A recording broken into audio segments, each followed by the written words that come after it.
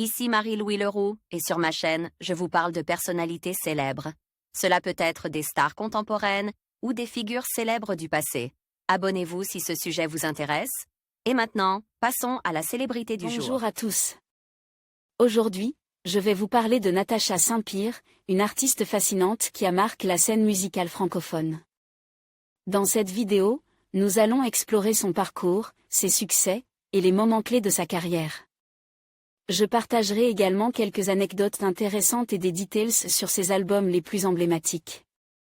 Restez avec moi pour découvrir l'univers de cette chanteuse talentueuse. Natacha Saint-Pire voit le jour le 10 février 1981 à Bathurst dans la province du Nouveau-Brunswick au Canada.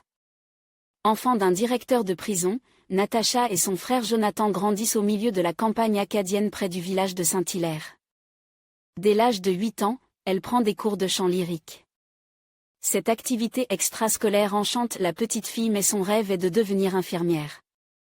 Un jour, un instituteur l'encourage à participer à un spectacle local. Le succès amuse la fillette qui prend goût à la scène et chante dans les fêtes de village, les foires et participe à des concours. À 12 ans, elle remporte la finale de l'émission Le Pouvoir de la chanson, équivalent canadien de la Nouvelle Star. Le concours lui permet de sortir son premier album, Émergence, 1996, qui se vend à 200 000 exemplaires et lance sa carrière au Canada. Tout s'accélérait lorsque, de passage à Montréal, la production de la comédie musicale Notre-Dame de Paris lui propose le rôle de Fleur de Lys. Son talent fait mouche et sa carrière prend une dimension internationale. En 1999, elle signe son premier contrat chez Sony France. En 2001, elle représente la France à l'Eurovision avec le titre Je n'ai que mon âme qui lui permet de décrocher la 4e place. Sa carrière décollée, et la même année son deuxième opus, À chacun son histoire, est certifié disque d'or en France. Elle fait les premières parties des concerts de son ami Garo à l'Olympia. La consécration arrive en 2002 avec la sortie de son 3e album De l'amour le mieux réalisé notamment avec Pascal Obispo, qui se vend à 600 000 exemplaires. En février 2003, elle décrochait une victoire de la musique dans la catégorie Artiste Révélation et chante en duo avec Johnny Hallyday. J'oublierai ton nom, au Parc des Princes. En 2004, Pascal Obispo et Natacha Saint-Pire se retrouvent pour un duo sur le single Mourir demain qui reste en tête des classements pendant plusieurs semaines. Après les albums L'instant d'après, 2003, et Longueur d'onde, 2006, la chanteuse connaît un premier ralentissement dans sa carrière. Avec l'échec commercial de l'album Natacha Saint-Pire en 2008. Après une pause musicale salutaire, elle revient dans les bacs en 2012 avec l'album Bonne Nouvelle. L'année suivante, elle participe à un projet collectif de chansons inspirées des poèmes de Sainte Thérèse de Lisieux, Thérèse, Vivre d'amour, dont elle est l'une des interprètes aux côtes d'Elisa Tovati. L'album connaît un succès immense et le collectif part en tournée dans les églises de France.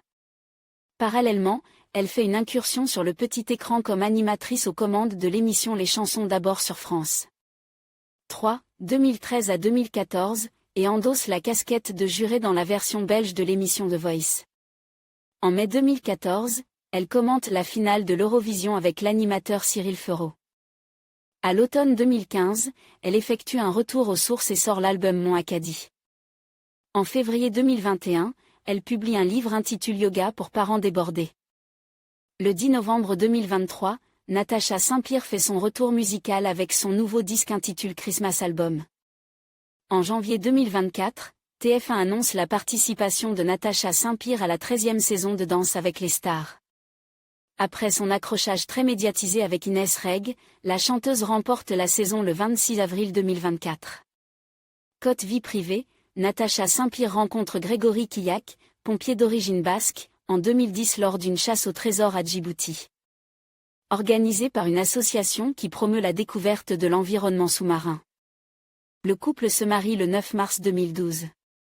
En mai 2015, la chanteuse annonce sa grossesse sur sa page Facebook. Le 13 novembre 2015, la chanteuse annonce sur son compte Facebook la naissance de son petit garçon, Bushante Maxime. En février 2021, la chanteuse révélait qu'elle est séparée de Grégory Kiyak depuis quelques mois. En conclusion, Natacha Saint-Pierre demeure une artiste incontournable de la scène musicale francophone. Avec sa voix envoûtante et ses textes touchants, elle a su conquérir le cœur de nombreux fans à travers le monde. Son parcours, marqué par des succès retentissants et des collaborations mémorables, témoigne de son talent et de sa passion pour la musique. Nous espérons que cette vidéo vous a permis de mieux comprendre l'univers de Natacha Saint-Pierre et de redécouvrir ses œuvres. Merci de nous avoir suivis et à bientôt pour de nouvelles explorations musicales.